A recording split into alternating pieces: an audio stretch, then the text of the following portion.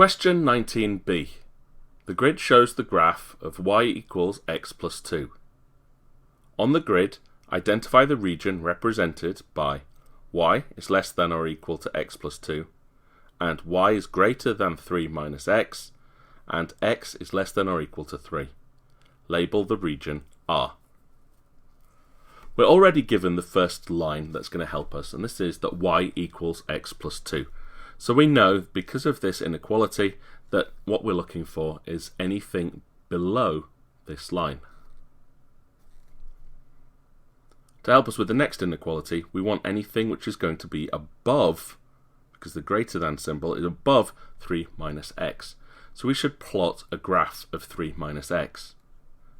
It can sometimes help to draw a little table to help us work out where this graph should go. 3 points is usually enough. I always pick small, easy numbers for this. If we're looking at 3 minus x, that would be 3 take away nothing, which is 3. 3 take away 1 is 2. 3 take away 2 is 1. Quickly plotting this graph, we have 0, 3 as our first coordinate, so putting a small cross. 1, 2, so 1 across, 2 up. 2 across, 1 up. And then using a ruler and a pencil, draw a straight line which cuts through those 3 points. This should go through your entire graph, because what we're looking for is to shade in anything which is above that line but below the other one. So we need to know where in the graph that would count. The final one that we're expected to know is where it says x is less than or equal to 3.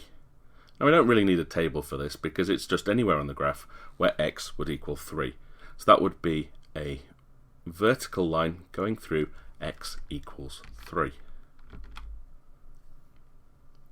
Again, try to make sure that this line goes through the entire graph.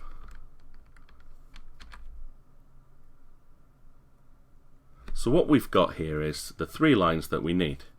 I want to make sure it's below this line here, above this line here, and less than or to the left of this line, which gives us this area in the middle here. This triangle is the area that represents all 3 of the sections that we want to show based on those inequalities. Now you don't have to shade it in, but sometimes using a pencil and just gently colouring in the area can really show a clear indication of which area you're talking about. But don't forget that the question also told you to label this section as R. So clearly, with a pen, make sure it's visible and that you write in the letter R in the middle.